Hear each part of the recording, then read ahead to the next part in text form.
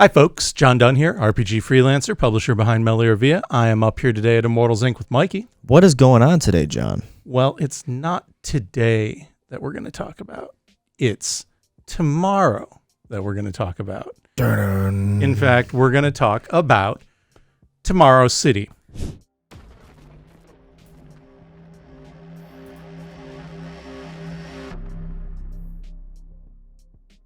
This is a role-playing game that Osprey has published, and it is a diesel punk setting.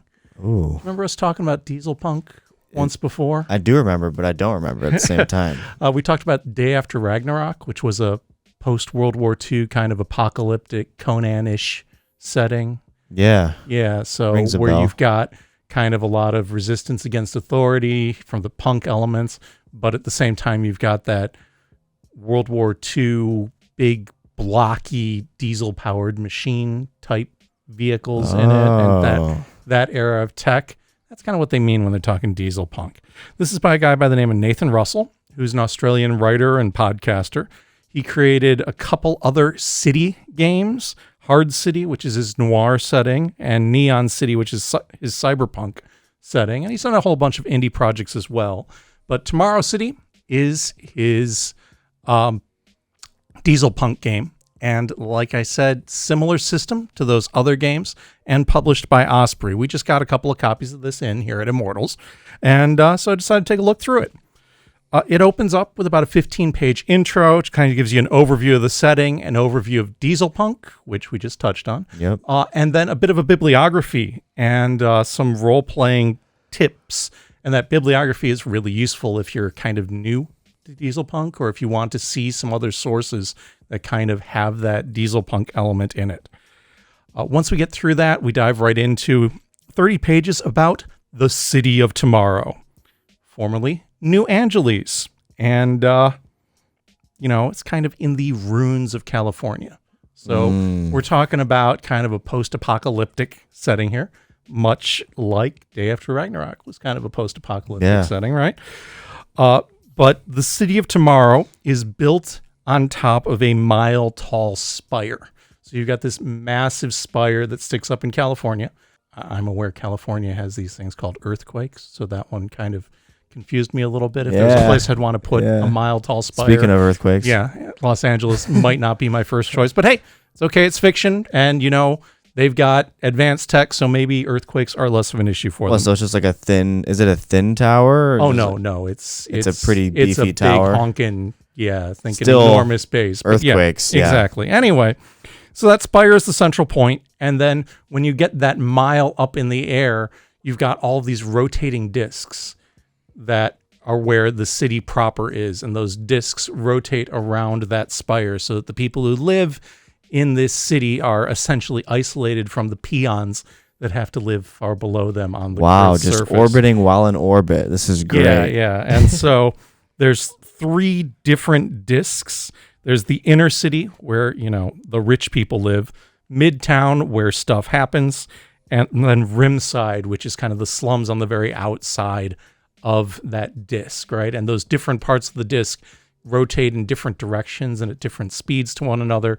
So that means that the city's constantly in motion, and, different areas might take different amounts of time to travel as, say, your story necessitates.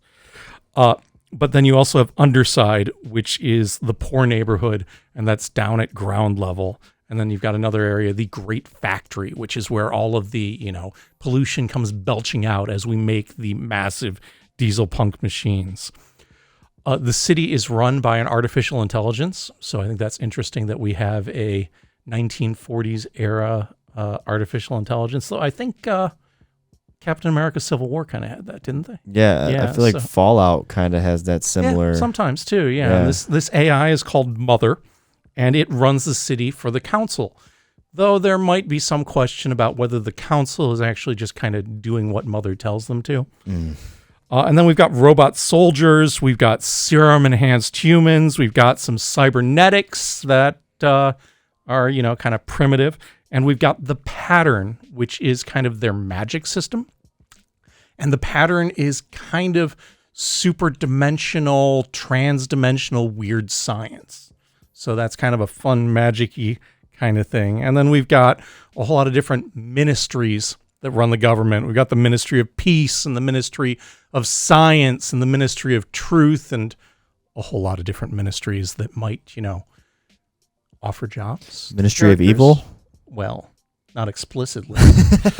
And then we, of course, have cults and secret societies and information on the law enforcement system and the mobsters. So we've got lots of different elements in this city that are really just set up to be in constant conflict. So plenty of different places for, heroic or anti-heroic player characters to fit right in. There's 20 pages of rules right after that. The rules use a tag system, which kind of reminds me of Fate. And then we've got 2 competing pools of dice when you go to roll. And that kind of reminds me a little bit of Genesis, where you've got your action dice and your danger dice. And your action dice are your good dice based on your character's ability and situational advantages. And the danger dice are based on, how difficult something's going to be to happen.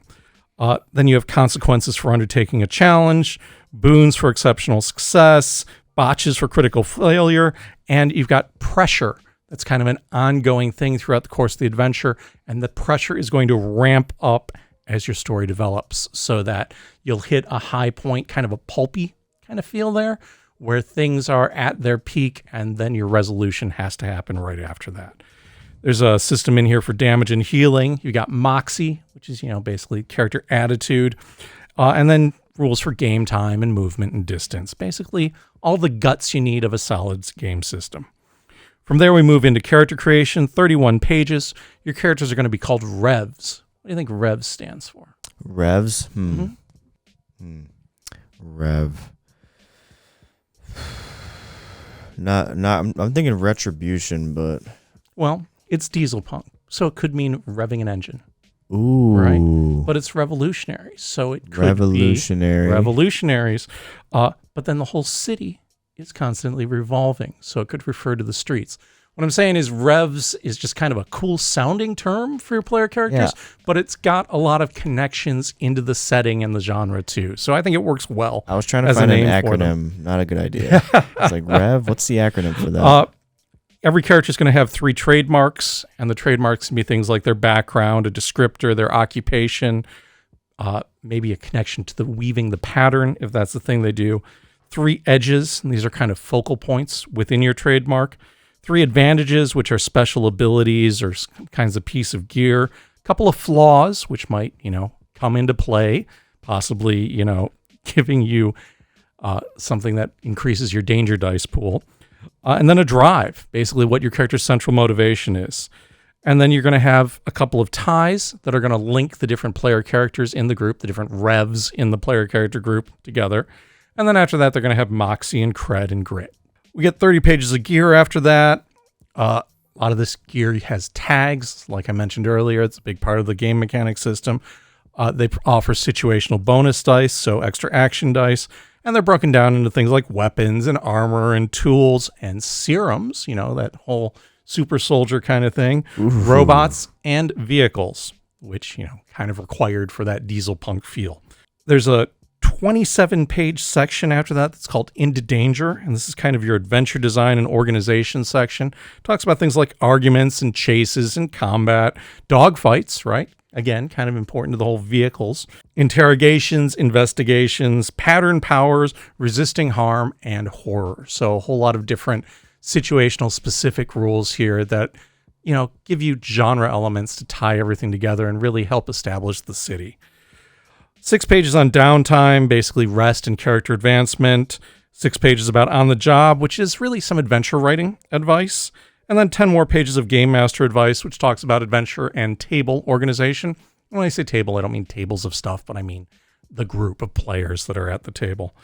30 pages of threats. These are your NPCs and your monsters. We get robots, we get body horror, we get the corrupted, we get pattern entities, so these extra dimensional beings, and then environmental threats, and also the organizations, some of those big groups that pose a very real challenge for the revs that are maybe just trying to get by in the city of tomorrow.